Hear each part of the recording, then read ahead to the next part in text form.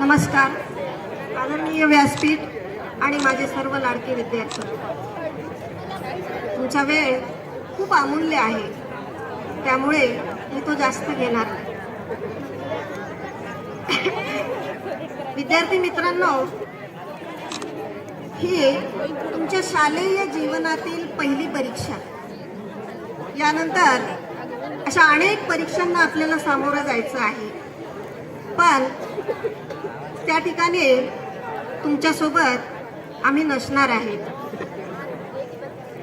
तसंच त्यासाठीच हा आजचा जो कार्यक्रम आहे, निरोप समारंभाचा घाट त्या ठिकाणी आपण घातलेला आहे. आणि थोडंसं काहीतरी बोध व्हावा आपल्याला, किंवा काहीतरी मार्गदर्शन मिळावं, त्या दृष्टिकोनातून तुमच्यासाठी फक्त थोडेसे काही शब्द या ठिकाणी मी वापरणार आहे आणि थोडक्यात संपवणार आहे. शब्द आहेत भीती परीक्षेची. भीती नको परीक्षेची. जशी आई आपल्या बाळाला नेहमी बाळाच्या पाठीशी राहते, तशीच आज मलाही गरज वाटली तुम्हाला थोड्या कानगोष्टी सांगण्याची. परंतु पुन्हा एकदा सांगते, नको भीती बाळगू परीक्षेची. करायचं काय आहे? जो वर्षभर केला अभ्यास, वेळ आली त्यालाच परत रिमाइंड करण्याची. मनावर कुठलेही दडपण न ठेवता आठवून लिहिण्याची. झालं मग, कशाची भीती बाळगायची परीक्षेची? अजून काही आरकट बरकट खाऊन नका करू आरोग्य खराब. काळजी घ्या तब्येतीची. झोप घ्या पुरेशी, पण लक्षात ठेवा, वेळ नाही ढाराढूर झोपण्याची. एवढं केला की संपली ना भीती परीक्षेची. परीक्षा दालनात जाताना न विसरता घ्या प्रवेशपत्र. परीक्षेला लागणारे साहित्य घ्या न विसरता मात्र.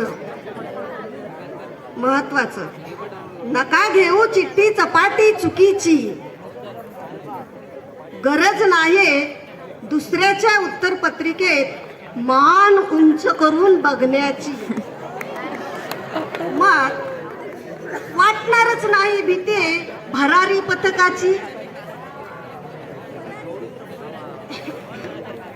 सगळी तयारी असताना भीती कशाला बाळगायची फुकटची? फक्त वेळ आहे थोडे सतर्क राहण्याची. तुम्हाला शुभेच्छा शुभाशीर्वाद देण्यासाठी गरज होती आजच्या निरोप समारंभाची. आणि विशेष म्हणजे संयोजकांनी आजचा दिवस बघा, कसा एक योगायोग असतो.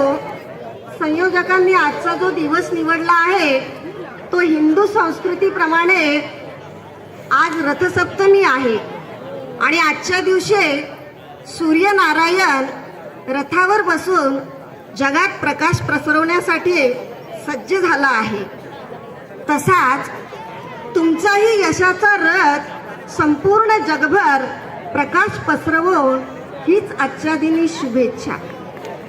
तसंच माझे सर्व सहकारी वर्ग शिक्षक आणि विशेष शिक्षक, आपल्याला पण शुभेच्छा पुढच्या वर्षी पण अशीच उत्कृष्ट कामगिरी बजावण्याची. धन्यवाद. संयोजकांनी मला या ठिकाणी बोलण्याची संधी दिली, त्याबद्दल त्यांचे आभार व्यक्त करते आणि मी माझी जागा घेते.